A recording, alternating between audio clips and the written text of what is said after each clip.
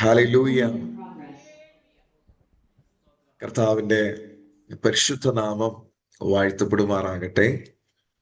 Rejoice ministries, പ്രത്യേകിച്ച് ഖത്തറിലുള്ള ദൈവസഭയോട് ചേർന്ന് ഈ രാത്രി സമയം ദൈവത്തിന്റെ മാറ്റമില്ലാത്ത വചനവുമായി നിങ്ങളുടെ മധ്യേ ആയിരിക്കാൻ സർവകൃപാലുവായ ദൈവം ഇങ്ങനെ ഒരു അവസരം ഒരിക്കൽ കൂടി ഒരുക്കിയതോർത്ത് കർത്താവിന് സ്തോത്രം ചെയ്യുന്നു.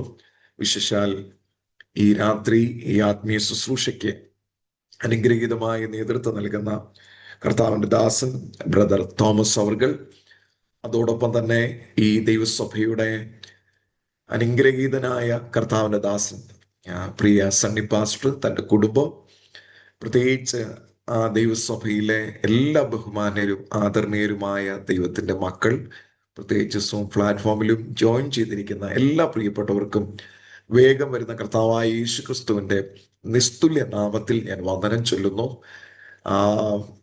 കർത്താവിന്റെ ദാസൻ എന്നെ പരിചയപ്പെടുത്തി പല പ്രാവശ്യം നിങ്ങളുടെ മധ്യയെ ദൈവത്തിന്റെ മാറ്റമില്ലാത്ത വചനവുമായി കടന്നു വരുവാൻ കർത്താവ് അവസരങ്ങളെ ഒരുക്കിയിട്ടുണ്ട്. ഇപ്പോൾ ഞാൻ ദുബായ് ബെതേലേജി എന്ന് പറയുന്ന ദൈവസഭയുടെ പാസ്റ്ററായിട്ട് കഴിഞ്ഞ ഒരു 1.5 മാസത്തിന് മുമ്പ് ഈ രാജ്യത്ത് കടന്നു വരുവാൻ കർത്താവ് അവസരങ്ങളെ നൽകി. ദുബായിലുള്ള വളരെ അനുഗ്രഹിക്കപ്പെട്ട ഒരു ചർച്ചിന്റെ ശുശ്രൂഷകനായി ഞാനിപ്പോൾ സേവനമനുഷ്ഠിക്കുന്നു. കർത്താവ് നൽകിയ ഈ നല്ല കൂട്ടായ്മയ്ക്ക് ഒരിക്കൽ കൂടി നന്ദി അർപ്പിച്ചുകൊണ്ട് നിങ്ങളോട് ദൈവാത്മാവ് സംസാരിപ്പാനായി എൻ്റെ ഹൃദയത്തിൽ പ്രകാശനമായി നൽകിയ ഒരു തിരുവചന ഭാഗം വളരെ വേഗത്തിലൊന്ന് വായിച്ച് ശുശ്രൂഷയിലേക്ക് പ്രവേശിക്കുവാൻ ഞാൻ കർത്താവിൽ ശരണപ്പെടുന്നു. എൻ്റെ ഓഡിയോയും വീഡിയോയും ക്ലിയർ ആണെന്ന് ഞാൻ മനസ്സിലാക്കുന്നു. Okay, thank you. നമുക്കൊരുമിച്ച് let's turn our attention to book of Nehemiah. എല്ലാവരും ഒന്ന് ബൈബിൾ തുറക്കാമോ? നെഹമ്യാവിന്റെ പുസ്തകം 2-ാം അധ്യായം, ചാപ്റ്റർ 2 വേഴ്സ് 20. നെഹമ്യാവിന്റെ പുസ്തകം 2-ാം അധ്യായം അതിൻ്റെ 20-ാമത്തെ വാക്യമാണ് നിങ്ങളോട്, പ്രത്യേകിച്ച് ദൈവസഭയോടുള്ള ബന്ധത്തിൽ പരിശുദ്ധാത്മാവിന്റെ ഹൃദയത്തിൽ പ്രകാശനമായി നൽകിയിരിക്കുന്നത്. ആ വാക്യം നിങ്ങൾ എടുക്കുകയും ഈ വാക്യം നിങ്ങൾ നോട്ട് ചെയ്തതിന് ശേഷം നിങ്ങൾ അണ്ടർലൈൻ ചെയ്യാൻ കഴിയുമെങ്കിൽ തീർച്ചയായിട്ടും നിങ്ങൾ അത് അണ്ടർലൈൻ ചെയ്യണം. ഇത് റിജോയ്സ് മിനിസ്ട്രീസിനെ കുറിച്ചുള്ള ദൈവത്തിൻ്റെ വ്യക്തമായ, പ്രത്യേകിച്ച് അവിടെയുള്ള ദൈവസഭയോടുള്ള ബന്ധത്തിലുള്ള വ്യക്തമായ ഒരു ദൈവശബ്ദമാണ്. എനിക്കറിയാം വരും കാലങ്ങളിൽ ഇത് യൂട്യൂബിൽ അനേകരെ കാണുമെന്ന് എനിക്കറിയാം. എങ്കിലും വളരെ പർട്ടിക്കുലറായി പരിശുദ്ധാത്മാവ് ഈ സമൂഹത്തോട് പറയാൻ നൽകിയിരിക്കുന്ന ദൈവത്തിൻ്റെ ദൂതാണ്. വേഗത്തിൽ ഞാൻ ആ വാക്യം നിങ്ങൾക്ക് വേണ്ടി വായിക്കാം. നെഹമ്യാവിന്റെ പുസ്തകം 2-ാം അധ്യായം അതിൻ്റെ 20-ാമത്തെ വാക്യം ഞാൻ നിങ്ങൾക്ക് വേണ്ടി വായിക്കുകയാണ്. അതിന് ഞാൻ അവരോട്, സ്വർഗത്തിലെ ദൈവം ഞങ്ങൾക്ക് കാര്യം സാധിപ്പിക്കും.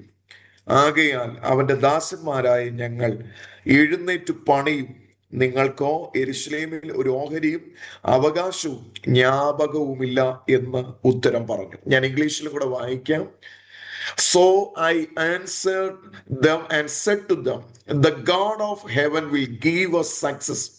Therefore we, his servants, will arise and build.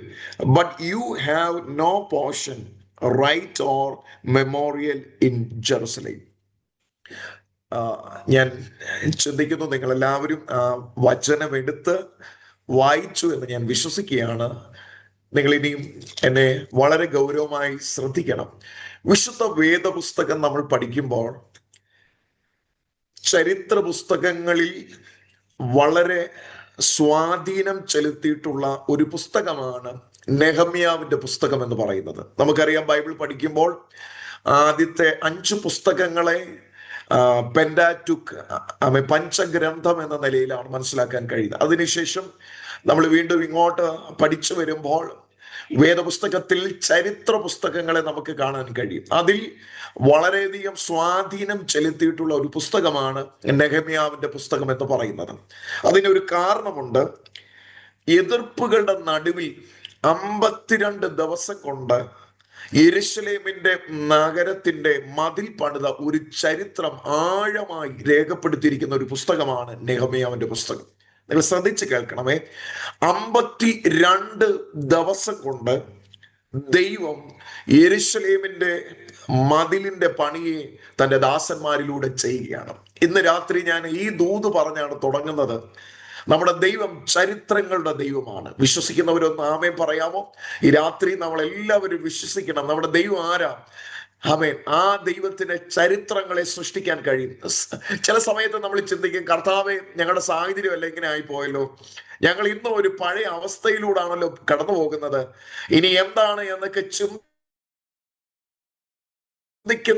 ആരെങ്കിലും ഈ ആരാധനയിൽ സംബന്ധിക്കുന്നെങ്കിൽ നിങ്ങളോട് പരിശുദ്ധാത്മാവ് വളരെ ശക്തമായി പറയുകയാണ്, നമ്മുടെ ദൈവം ചരിത്രങ്ങളുടെ ദൈവമാണ്. ഹല്ലേലൂയ. അത് വിശ്വസിച്ചുകൊണ്ട് ഇന്ന് രാത്രി ദൈവത്തിന് നമുക്ക് ഒരുമിച്ച് മഹത്വം കൊടുക്കാം. 52 ദിവസം കൊണ്ട്, എല്ലാവരും ഒന്ന് പറയാമോ എത്ര ദിവസം കൊണ്ടാ? 52. ഒന്ന് ചിന്തിച്ചു നോക്കിക്കേ.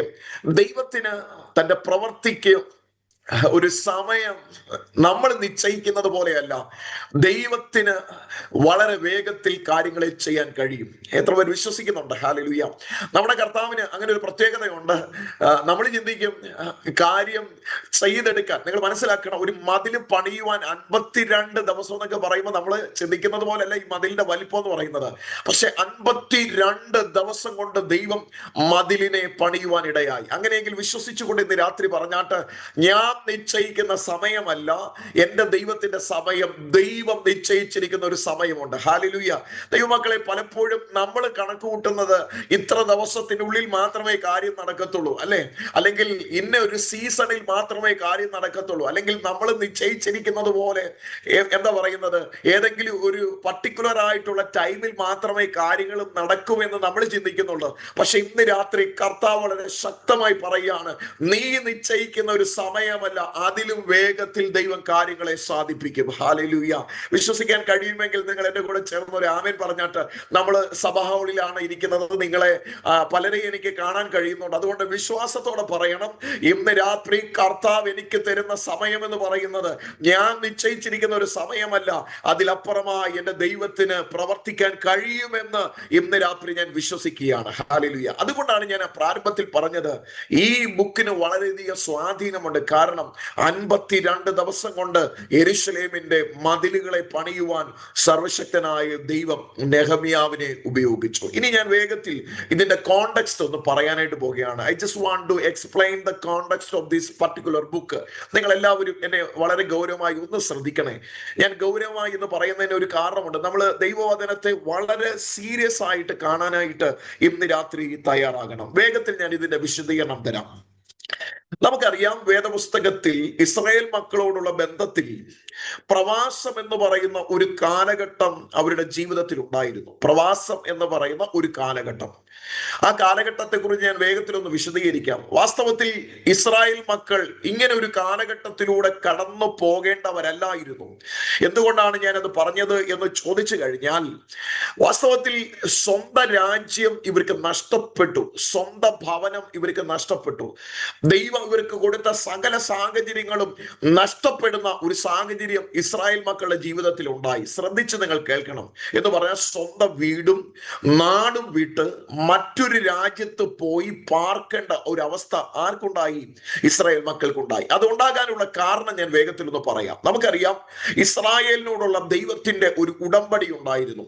ദൈവം 10 കൽപ്പനകൾ കൊടുത്തു. അത് മാത്രമല്ല, ദൈവ ആരാധനയോടുള്ള ബന്ധത്തിൽ അവർക്ക് നിയമങ്ങളും അതേപോലെയുള്ള ഇൻസ്ട്രക്ഷൻസ് എല്ലാം കൊടുത്തു.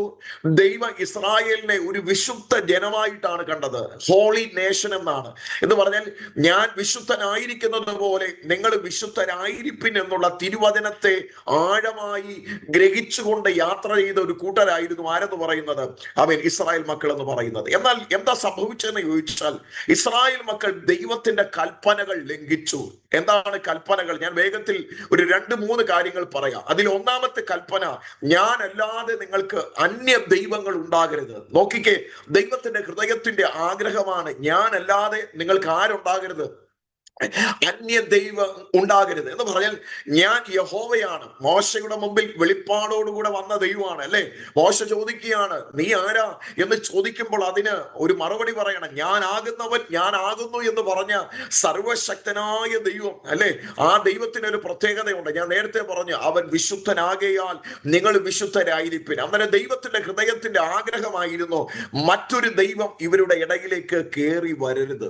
ഒന്ന് നിങ്ങൾ ശ്രദ്ധിച്ചേ, ഒന്ന് അന്യ ദൈവങ്ങൾ നിങ്ങൾക്ക് ഉണ്ടാകരുത്. രണ്ടാമത് ദൈവം ഇവരോട് കൽപ്പിച്ച കൽപ്പനയായിരുന്നു യാതൊരു വിഗ്രഹത്തെ ഉണ്ടാക്കുകയോ പിന്നെന്ത് ചെയ്യേ നമസ്കരിക്കുകയോ ചെയ്യരുത്. രണ്ടാമത്തെ കൽപ്പന ഒരു വിഗ്രഹങ്ങളെയും നിങ്ങൾ എന്ത് ചെയ്യരുത് ഉണ്ടാക്കരുത്. ഇനി മൂന്നാമത്തെ കൽപ്പനകൾ ഞാൻ വേഗത്തിൽ അങ്ങ് പറയുകയാണ്. ഇടയ്ക്ക് ഒന്ന് മിക്സ് ചെയ്ത് പറയുന്നത് കൊണ്ട് വേറെ രീതിയിൽ ചിന്തിക്കണ്ട. ഇവരെന്ത് ചെയ്തു എന്നറിയാമോ? ജാതികളുമായി ഇടകലർന്നു എന്ന് പറഞ്ഞാൽ ജാതീയ സംസ്കാരം ഇവരുടെ ഇടയിലേക്ക് കയറി. അത് മാത്രമല്ല അടുത്തത് സംഭവിച്ചത് ഇങ്ങനെയാണ്. ഇവരെന്ത് ചെയ്തു എന്നറിയാമോ? ദൈവം അയച്ച പ്രവാചകന്മാരെ ഒക്കെ വേദനിപ്പിക്കുന്ന ഒരു സാഹചര്യം ഉണ്ടായി. കൊന്നു മുടിച്ചു കളയുന്ന ഒരു സാഹചര്യം. ഞാൻ ഒന്നും കൂടെ പറഞ്ഞു കഴിഞ്ഞാൽ ഈ ജാതീയ സംസ്കാരം എന്ന് പറയുമ്പോൾ മറ്റ് ജാതികളുമായി ഇവർ ഇടകലർന്ന് വിവാഹം കഴിക്കാൻ തുടങ്ങി. വിവാഹം കഴിച്ചത് നിമിത്തം അതിലൂടെ ജനിച്ച കുട്ടികൾ അല്ലെങ്കിൽ സന്താനങ്ങൾ ആ രാജ്യത്തെ മറ്റൊരു രീതിയിലേക്ക് കൊണ്ടുപോകുന്ന ഒരു സംവിധാനം ഉണ്ടായി. നോക്കിക്കേ, ഞാനല്ലാതെ അന്യ ദൈവങ്ങൾ നിങ്ങൾക്ക് ഉണ്ടാകരുത്, യാതൊരു വിഗ്രഹത്തെ നമസ്കരിക്കുകയോ ഒന്നും ചെയ്യരുത്, എന്റെ നാമം വൃഥാവെടുക്കരുത് എന്നൊക്കെയുള്ള സകല കൽപ്പനകളും ഇവർ ലംഘിച്ച് എന്നിട്ട് എന്താ സംഭവിച്ചതെന്ന് അറിയാമോ? ഇവർ മറ്റുള്ളവരുമായി ഇടകലർന്ന് ദൈവിക ന്യായപ്രമാണത്തെ ഉപേക്ഷിച്ചു. ഇന്ന് രാത്രി ഒരു കാര്യം കേൾക്കണേ, ആ ആലയത്തിൽ വന്നിരിക്കുന്ന നിങ്ങൾ എല്ലാവരും കർത്താവിന് പ്രിയപ്പെട്ടവരാ. പക്ഷെ ഒരു കാര്യം മറന്നു പോകരുത്. ഞാൻ ഇന്ന് ഈ വചനം ഒന്ന് ഉയർത്തിപ്പിടിക്കുകയാണ്. ഈ ബൈബിൾ എന്താണ്? ദൈവത്തിന്റെ തിരുവചനമാണ്. ലോകത്തിൽ മനുഷ്യനെ ഏറ്റവും അധികമായി സ്വാധീനിച്ച പുസ്തകം ഏതാണെന്ന് എന്ന് ചോദിച്ചാൽ അത് വിശുദ്ധ ബൈബിളാണ്. ഈ ബൈബിൾ എന്ന് പറയുന്നത് കേവലം ഒരു ചരിത്ര പുസ്തകമല്ല, ഇത് ദൈവത്തിന്റെ വചനമാണ്. ഒരു മനുഷ്യന് വേണ്ടി അല്ലെങ്കിൽ മനുഷ്യന് വേണ്ടി ദൈവം കൊടുത്തിരിക്കുന്ന ദൈവത്തിന്റെ ആലോചന അല്ലെങ്കിൽ ദൈവത്തിന്റെ വാക്കുകളാണ് ഈ ബൈബിളിൽ എഴുതിയിരിക്കുന്നത്. പക്ഷെ ഞാൻ വേദനയോട് ഒരു കാര്യം പറയട്ടെ, ഈ കാലഘട്ടം ഒന്ന് ശരിക്കും ഒന്ന് പരിശോധിച്ചു കഴിഞ്ഞാൽ ഈ ദൈവത്തിന്റെ വചനത്തെ അനുസരിക്കുന്നവരുടെ എണ്ണം കുറഞ്ഞുകൊണ്ടിരിക്കുക. ഇന്ന് രാത്രി ഒരു കാര്യം പറയാ, നമ്മൾ കർത്താവിനെ ആരാധിക്കാൻ മനസ്സ് വെക്കുമ്പോൾ തന്നെ ഈ കൽപ്പനകൾ അനുസരിക്കുവാൻ ഞാനും നിങ്ങൾ തയ്യാറാകണം. കരങ്ങൾ ഉയർത്തി ശക്തിയോട് കർത്താവിനെ ഒന്ന് സ്തുതിച്ചാട്ടെ. ഹല്ലേലൂയ. വാസ്തവത്തിൽ എന്താ ഇസ്രായേൽ ജനത്തിന് പറ്റിയെന്നറിയാമോ? ഇവർ ന്യായപ്രമാണം ഉപേക്ഷിച്ചു. അന്യ ദൈവങ്ങളിലേക്ക് ഇവരുടെ ഹൃദയം വശീകരിക്കപ്പെട്ടു. രാജ്യത്ത് മുഴുവൻ വിഗ്രഹാരാധന തുടങ്ങി. ദൈവത്തിന്റെ ഹൃദയം ഭയങ്കരമായി വേദനിച്ചു. അതിന്റെ കാര്യം എന്നാണെന്നറിയാമോ? ദൈവം കൊടുത്ത സ്ഥലത്തെ ഇവർ അശുദ്ധമാക്കി കളഞ്ഞു. സ്വർഗം പറഞ്ഞു ഇനി ഇവർ ഇവിടെ നിൽക്കാൻ പറ്റത്തില്ല, ഈ രാജ്യം വിടേണ്ട ഒരു സാഹചര്യം ഉണ്ടാകും. ഇന്ന് രാത്രി ശ്രദ്ധിച്ച് കേൾക്കണേ, ദൈവം കൊടുത്ത നന്മകളും അനുഗ്രഹങ്ങളും ദൈവം കൊടുത്ത സകല വാഗ്ദത്തങ്ങളും അനുഭവിച്ചുകൊണ്ട് ദൈവം കൊടുത്ത അനുഗ്രഹങ്ങൾ എന്നൊക്കെ പറഞ്ഞു കഴിഞ്ഞാൽ ഞാനത് എനിക്ക് വിശദീകരിക്കാൻ സമയമില്ല. കാരണം മറ്റൊരു വിഷയത്തിലേക്ക് വേഗത്തിൽ നിങ്ങളെ കൊണ്ടുവരേണ്ടത് ആവശ്യമാണ്. അങ്ങനെ എന്നാ ചെയ്തു എന്നറിയാമോ? ഇവരവിടെ നിന്ന് മറ്റൊരു രാജ്യത്തേക്ക് മാറേണ്ട സാഹചര്യം ഉണ്ടായി. അതെങ്ങനെയാണെന്നറിയാമോ? വളരെ പെയിൻഫുൾ ആയ ഒരു സിറ്റുവേഷനിലൂടെ. ചുമ്മാതെ നമ്മളെ പോലെ ഒരു വിസ എടുത്ത് മറ്റൊരു രാജ്യത്തേക്ക് പോകുന്ന അവസ്ഥയല്ല. ശത്രുവിനെ ദൈവം എഴുന്നേൽപ്പിച്ചു. ഒരു നല്ലൊരു ആമേൻ പറയാമോ? Hello, hallelujah. ശത്രുവിനെ ദൈവം എഴുന്നേൽപ്പിച്ചു. നിങ്ങളൊന്ന് ശ്രദ്ധിക്കുക, കേൾക്കണേ. ആമേൻ. രണ്ട് രാജാക്കന്മാരെ ദൈവം എഴുന്നേൽപ്പിച്ചു. അസ്രിയൻസിനെയും ബാബിലോണിനെയും, രണ്ട് സാമ്രാജ്യങ്ങളെ ദൈവം ഇസ്രായേലിന് നേരെ എഴുന്നേൽപ്പിച്ചു. എന്നിട്ട് എന്താ ചെയ്തതെന്ന് അറിയാമോ? ആമേൻ. സ്വതന്ത്രം. ഞാൻ ചരിത്രത്തിന്റെ ഒരു ഭാഗം വേഗത്തിലൊന്ന് പറയാം. BC 586, BC 720, ഈ രണ്ട് കാലഘട്ടത്തിൽ ശ്രദ്ധിക്കണേ, രണ്ട് കാലഘട്ടം വന്നപ്പോൾ സ്തോത്രം, ഈ ദൈവത്തിന്റെ സ്വന്തം ജനമെന്ന് പറയുന്ന ഈ ജനത്തെ ശത്രു പിടിച്ചു കൊണ്ടുപോയി. എങ്ങനെ പിടിച്ചു കൊണ്ടുപോയി എന്ന് അറിയാം? ചങ്ങലക്കിട്ട്. അവരുടെ രാജാവിനെ, ഇസ്രായേലിന് ദൈവം കൊടുത്ത രാജാവിനെ ചങ്ങലക്കിട്ട് കൊണ്ടുപോയി. അത് മാത്രമല്ല, കണ്ണു കുത്തിപ്പൊട്ടിച്ചു. അവരുടെ തലമുറകളെ വലിച്ചഴച്ചുകൊണ്ട് മറ്റൊരു രാജ്യത്തിന്റെ അടിമകളായി മാറി. നിങ്ങൾ ഇനി ഇവരുടെ പഴയ ചരിത്രം ഒന്ന് നോക്കിക്കേ. ഇവര് ഇതേപോലെ 400 വർഷം മിസ്രൈമിന്റെ അടിമനുഖത്തിൽ കടന്നവരായിരുന്നു. പക്ഷെ എന്താ സംഭവിച്ചത്? ആ അടിമനുഖത്തിൽ നിന്ന് വിടുവിച്ച് ദൈവം പുറത്തു കൊണ്ടുവന്നതാ. പക്ഷെ എന്ത് ചെയ്തു എന്നറിയാമോ? ഇവർ എവിടെയോ ദൈവത്തെ മറന്നു കളഞ്ഞു. ഇന്ന് രാത്രി ഞാൻ ഒരു കാര്യം പറയാം. ദൈവം തരുന്ന സകല നന്മകളും നാം അനുഭവിക്കുമ്പോൾ നാം ഒരിക്കലും ദൈവത്തെ മറന്നു കളയരുത്. കരമുയർത്തിയൊന്ന് ദൈവത്തെ സ്തുതിച്ചാട്ട് ദൈവത്തിന്റെ കൽപ്പനകളെ നമ്മൾ ലംഘിക്കരുത്. ദൈവം തന്നിരിക്കുന്ന വിശുദ്ധ പ്രമാണത്തെ ഒരിക്കലും നമ്മൾ മാറ്റിക്കളയരുത്. കാരണം ഈ വിശുദ്ധ വേദപുസ്തകം നമുക്ക് നൽകുന്ന മുന്നറിയിപ്പുകളുണ്ട്. ഇവർ മുന്നറിയിപ്പുകളെ അവഗണിക്കാതെ ഇവർ മുന്നോട്ട് യാത്ര ചെയ്തത് നിമിത്തം ദൈവത്തിന്റെ ഹൃദയം വേദനിച്ചു. ഞാൻ ഇന്ന് പകല് എന്റെ സഭയില് ഏകദേശം 200-ലധികം ആൾക്കാർ കൂടുന്ന അനുഗ്രഹിക്കപ്പെട്ട ഒരു സഭയാണ് ദുബായിലെ ബദേലേച്ചി. ഞാൻ ഈ അമേശ്വത്ര ഇന്ന് പകലും ഈ ഒരു ഭാഗം ഞാൻ ഇങ്ങനെ ശുശ്രൂഷിക്കുന്ന സമയത്ത് എന്ന് പറഞ്ഞാൽ ദൈവത്തിന്റെ ഹൃദയത്തെ നാം വേദനിപ്പിക്കരുത്. ഒരാമേ പറഞ്ഞാട്ടെ. ദൈവത്തിന്റെ ഹൃദയത്തെ വേദനിപ്പിക്കരുത്. നമ്മൾ നന്നായി പാടും, അത് ദൈവത്തിന് ഏറ്റവും ഇഷ്ടമുള്ള കാര്യമാണ്. സ്വത്ര വചനം നമ്മളെല്ലാവരും പ്രസംഗിക്കുന്നവരാണ്. അവസരം തന്നാൽ നമ്മളെല്ലാവരും പ്രസംഗിക്കും, ആത്മീയ ശുശ്രൂഷയൊക്കെ ചെയ്യും. അതെല്ലാം കർത്താവിന് ഇഷ്ടമാണ്. പക്ഷേ പരിശുദ്ധാത്മാവിനെ ദുഃഖിപ്പിക്കുന്ന യാതൊന്നും നമ്മളിൽ നിന്ന് ദൈവം ആഗ്രഹിക്കുന്നില്ല. വാസ്തവത്തിൽ ഇവർ ദൈവത്തെ വല്ലാതെ വേദനിപ്പിച്ചു. ഇനി ഞാൻ ചരിത്രത്തിലേക്ക് വരാം. ഇങ്ങനെ നീണ്ട 70 വർഷം ഇവരെവിടെ കിടന്നു? പ്രവാസത്തിൽ. മനസ്സിലാകുന്നുണ്ടോ ഞാൻ പറയുന്നത്? പ്രവാസം എന്ന് പറഞ്ഞാൽ സ്വന്തം രാജ്യം, സ്വന്തം വീട്, ജീവിതം മുഴുവനും മറ്റൊരു രീതിയിലേക്ക് മാറ്റപ്പെട്ടു. നിങ്ങൾ ഇനി ശ്രദ്ധിച്ച് കേൾക്കണേ. അങ്ങനെ മറ്റൊരു രാജ്യത്തിന്റെ അടിമകളായി ഒരു പ്രവാസിയെ പോലെ ഇവരവിടെ കിടക്കുകയാണ്. എന്നാൽ ദൈവത്തിന് ഇവരോടുള്ള നിയമവും ദൈവത്തിന് ഇവരോടുള്ള വാഗ്ദത്തവും ദൈവത്തിന് മാറ്റാൻ കഴിയാതെ വന്നു. എന്ന് പറഞ്ഞാൽ ദൈവത്തിന് ഒരിക്കലും തന്റെ വാക്ക് മാറ്റാൻ കഴിയത്തില്ല. കരങ്ങൾ ഉയർത്തി ഒന്ന് സ്തോത്രം ചെയ്താട്ടെ. ഇന്ന് രാത്രി റിജോയ്സ് ചർച്ചിനകത്തിരിക്കുന്ന, പ്രത്യേകിച്ച് എനിക്ക് സണ്ണി പാസ്റ്ററെ ഒത്തിരി ഇഷ്ടമാണ്. എന്നെ മീറ്റിങ്ങിന് വേണ്ടി വിളിക്കുന്നത് കൊണ്ടല്ല, കർത്താവിന് വേണ്ടി ആ രാജ്യത്ത് തനിക്ക് തന്റെ ആയുസ് തനിക്ക് കൊടുത്ത നന്മകളൊക്കെ കർത്താവിന്റെ രാജ്യത്തിന് വേണ്ടി കൊടുക്കാൻ മനസ്സ് കാണിച്ചൊരു ദൈവസഭയാ, ദൈവദാസന. അതുകൊണ്ട് ഞാൻ ഇന്ന് രാത്രി ഒരു കാര്യം പറയട്ടെ. ദൈവത്തിന് തന്റെ ഉടമ്പടിയെ മാറ്റാൻ കഴിയത്തില്ല. ഹല്ലേലൂയ. ഇന്ന് രാത്രി ചിലരോട് കർത്താവ് വളരെ ശക്തമായി പറയുന്നു, God will not change his promises. അവന്റെ വാഗ്ദത്തങ്ങളെ ഒരിക്കലും മാറ്റാൻ കഴിയത്തില്ല. എത്ര പേര് വിശ്വസിക്കുന്നുണ്ട്? ഇന്ന് രാത്രി അവൻ ഒരിക്കലും നമ്മളോടുള്ള വാഗ്ദത്തം മാറ്റിക്കളഞ്ഞിട്ടില്ല. ചിലപ്പോൾ നിങ്ങൾ ചിന്തിക്കും, കർത്താവേ ഞാൻ ഇതുപോലെയാണല്ലോ, എന്റെ ജീവിതത്തിൽ എന്താ യാതൊരു മാറ്റമില്ലാതിരിക്കുന്നത്? ഒരു പ്രവാസിയെ പോലെ എന്ന് പറഞ്ഞാൽ പ്രവാസത്തിൽ കിടക്കുന്ന ജനത്തെ പോലെ ഞാൻ നിങ്ങളും ആയിരിക്കുന്നെങ്കിലും എന്റെ കർത്താവിന് ഈ രാത്രി പറയാനുള്ള ദൈവശബ്ദം ഇതാണ്, എന്റെ പ്രോമിസ് ഒരിക്കലും ഞാൻ മാറ്റിയിട്ടില്ല. ചിലരോട് വ്യക്തമായി പരിശുദ്ധമാ പറയുന്നു, എന്റെ വാക്ക് ഞാൻ ഇതുവരെയും മാറ്റിയിട്ടില്ല. 70 വർഷം ഇവര് ആ പ്രവാസിയെ പോലെ അവിടെ കിടക്കേണ്ടി വന്നു. ഞാൻ വേഗത്തിൽ എന്റെ വിഷയത്തിലേക്ക് വരാം. എന്നാൽ ദൈവം കാലഘട്ടത്തിന്റെ മാറ്റങ്ങൾ സംഭവിച്ചപ്പോൾ ദൈവം ഒരു രാജാവിനെ എഴുന്നേൽപ്പിച്ചു. ആ രാജാവിന്റെ പേരാണ് കോരശ്. ഞാൻ ചരിത്രം ഇനിയും പറയുന്നില്ല. ഈ കോരശ് ഒരു ഡിക്ലറേഷൻ കൊടുത്തു. എന്ന് പറഞ്ഞാൽ ബാബിലോൺകാരെ ആ രാജ്യത്തെ ജയിച്ച് എന്ന് പറഞ്ഞാൽ കോരശ് രാജ്യത്തെ പിടിച്ചടക്കി. ഞാൻ വേഗത്തിൽ ഭാഗം പറഞ്ഞു വിടുക. അങ്ങനെ എന്നാ ചെയ്തു എന്നറിയാമോ? ഈ ഇസ്രായേൽ മക്കൾക്ക് തിരിച്ചു വീട്ടിലേക്ക് പോകാനുള്ള അനുവാദം കൊടുത്തു. ഓക്കെ, നിങ്ങൾ ശ്രദ്ധിച്ച് കേൾക്കണേ. അങ്ങനെ 3 കാലഘട്ടമായി 3 പീരീഡുകളിൽ ദൈവം തന്റെ ജനത്തെ തിരിച്ച് തന്റെ രാജ്യത്തേക്ക് മടക്കി കൊണ്ടുവന്നു. ഒരു നല്ലൊരു ആമേൻ പറഞ്ഞാട്ടെ. എത്ര നല്ല ദൈവത്തെയാണ്. അല്പം കഠിനമായ വേദനയിലൂടെ ഇവർ കടന്നുപോയെങ്കിലും ദൈവം തന്റെ വാഗ്ദത്തം മാറ്റിയിട്ടില്ല. പ്രിയ പാസ്റ്ററെ, ദൈവാത്മാവ് വളരെ ശക്തമായി പറയുന്നു, ദൈവത്തിന് മാറ്റം വന്നിട്ടില്ല. ദൈവത്തിന്റെ വാഗ്ദത്തങ്ങൾക്ക് മാറ്റം വന്നിട്ടില്ല. കാരണം ഒരിക്കലും അവന്റെ വാക്ക് അവന് പിൻവലിക്കാൻ കഴിയത്തില്ല. ഇന്ന് രാത്രി ആരോടോ കർത്താവ് ശക്തമായി പറയുന്നു, നിങ്ങൾ ജയത്തോടെ എഴുന്നേൽക്കണം. മറ്റൊന്നുമല്ല, ദൈവത്തിന്റെ വാക്ക് ദൈവത്തിന് ഒരിക്കലും മാറ്റാൻ കഴിയത്തില്ല. ഈവൻ നമ്മൾ എത്ര വലിയ പാപം ചെയ്തു എന്ന് പറഞ്ഞാൽ ദൈവം ക്ഷമയോടെ കാത്തിരിക്കുകയാണ് അവൻ പറഞ്ഞ വാഗ്ദത്തങ്ങളൊന്ന് ഫുൾഫിൽ ചെയ്യാൻ വേണ്ടി. ഇനി നിങ്ങൾ ശ്രദ്ധിക്കണേ.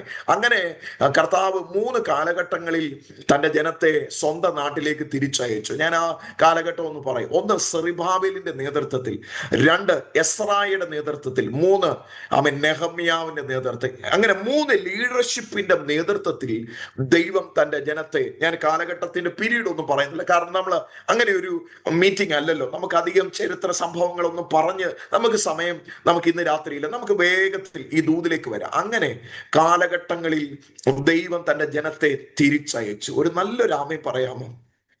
ദൈവം ചിലരെ ഈ രാത്രി തിരിച്ച് അയക്കാൻ പോകുകയാണ്. നിങ്ങൾ വേറെ രീതിയിൽ ചിന്തിക്കരുത്, ഖത്തറിൽ നിന്ന് എന്നെ ഞങ്ങളെ നീ എങ്ങോട്ടെങ്കിലും വിടുക, അതൊന്നുമല്ല. ഇന്ന് രാത്രി തന്റെ രാജ്യത്തിലേക്ക് അവൻ തിരിച്ച് വരുത്താൻ പോകുന്ന രാത്രിയാണ്. ഹല്ലേലൂയ. പ്രവാസത്തിലേക്ക് പോയ തന്റെ ജനത്തെ ദൈവം തിരിച്ചു പിടിക്കുന്ന രാത്രിയാണ്. ശ്രദ്ധിച്ച് കേൾക്കണേ. അങ്ങനെ എസ്രായുടെ കാലഘട്ടം വന്നപ്പോൾ, സെറുബ്ബാബേലിന്റെ കാലഘട്ടം വന്നപ്പോൾ, വാസ്തവത്തിൽ ഇവരുടെ ആരാധനാലയം നഷ്ടപ്പെട്ടു. നിങ്ങൾ ശ്രദ്ധിച്ച് കേൾക്കണം. ഇസ്രായേലിന് നഷ്ടപ്പെട്ടത് എന്തായിരുന്നു എന്നറിയാമോ? ആരാധനാലയം. ശലോമോൻ പണിത ആരാധനാലയം ശത്രു വന്ന് ഇടിച്ചു നിരപ്പാക്കി. അന്നേരം ആരാധന ഇവർക്ക് നഷ്ടപ്പെട്ടു പോയി. അന്നേരം തിരിച്ചു വന്നവർ ആദ്യം പണിതത് എന്താണെന്നറിയാമോ? ആലയം പണിതു. 2, ആലയത്തിനകത്ത് ആരാധന പുനഃസ്ഥാപിച്ചു. എത്ര പേർക്ക് മനസ്സിലാകുന്നുണ്ടെന്ന് എനിക്കറിയത്തില്ല. എന്ന് പറയാം, തിരിച്ചു വന്നവർക്ക് മനസ്സിലായി ആരാധന ഏറ്റവും പ്രധാനപ്പെട്ട വിഷയമാണ്. ഈ രാത്രി എനിക്ക് ഒത്തിരി സന്തോഷം. വളരെ മനോഹരമായ ഗാനങ്ങൾ ആലപിച്ച ബ്രദർ സിബി ആൻഡ് ഫാമിലി, അവരെ ഓർത്ത് ഞാൻ കർത്താവിന് സ്തോത്രം ചെയ്യുക. സ്തോത്രം കർത്താവിന് ദാസി സിസ്റ്റർ സുജ, അവരുടെ നേതൃത്വത്തിൽ മനോഹരമായ ഗാനം ആലപിച്ചു. ദൈവമക്കൾ, പ്രത്യേകിച്ച് കുഞ്ഞുങ്ങളൊക്കെ ആരാധന ഗീതം പാടി ദൈവത്തെ ആരാധിക്കുന്ന ഞാൻ ശ്രദ്ധിച്ചു. നിങ്ങൾക്ക് ഒരുപക്ഷെ മലയാളം വേണ്ടതുപോലെ അറിയത്തില്ലെങ്കിൽ കുഞ്ഞുങ്ങൾ അവിടെ നിന്ന് ആരാധനയുടെ പാട്ടിനോട് ചേർന്ന് മൂവ് ചെയ്യുന്നത് ഞാൻ കണ്ടു. ഇന്ന് രാത്രി ഒരു കാര്യം പറയാം, ആലയത്തിനകത്ത് പുനഃസ്ഥാപിക്കപ്പെടേണ്ടത് ആരാധനയാണ്. കരങ്ങൾ ഉയർത്തി ഒന്ന് സ്തോത്രം പറഞ്ഞാട്ട്. നമ്മുടെ വീടുകളിൽ ആരാധന പുനഃസ്ഥാപിക്കപ്പെടണം ദൈവമക്കളെ. ഞാൻ ഈ കാലഘട്ടത്തിന്റെ ഒരു പ്രശ്നം ഞാൻ പറയാം.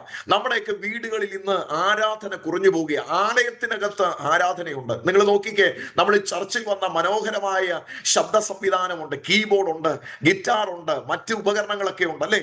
നമ്മളൊക്കെ നന്നായി പാടി ദൈവത്തെ ആരാധിക്കും. പക്ഷെ ഇതേപോലെ നമ്മുടെ വീട്ടിൽ നമുക്ക് പലപ്പോഴും ആരാധിക്കാൻ കഴിയാറില്ല, അല്ലെ?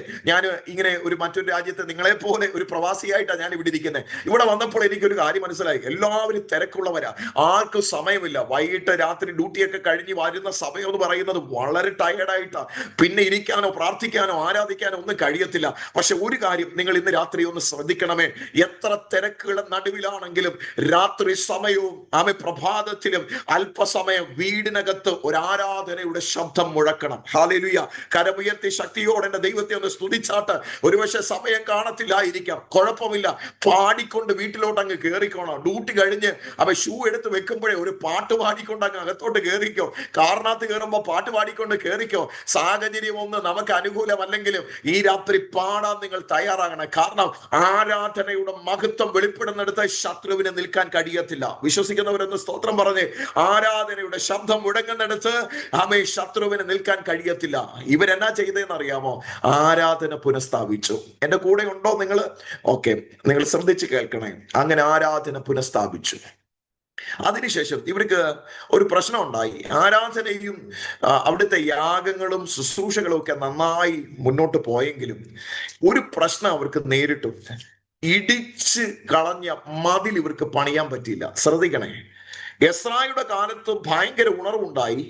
ആരാധനാലയം സെറുബ്ബാബേലിന്റെ കാലത്താണ് ആലയം വീണ്ടും പണിയുന്നത്.